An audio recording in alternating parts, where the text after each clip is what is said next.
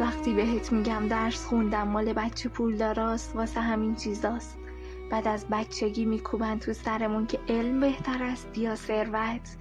17 سال زحمت کشیدم پولش شد اندازه یه دونه 206.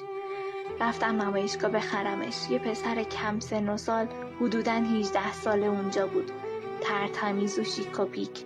تو دلم گفتم باریکلا، از الان داره کار میکنه. فهمیدم کارگر نبود، صاحب همون نمایشگاهی بود که من ارزون ترین ماشینشو داشتم میخریدم.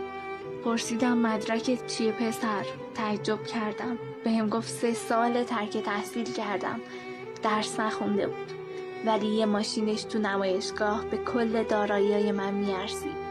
اون وقت منی که 15 سال درس خونده بودم تازه تونستم یه 206 بخرم.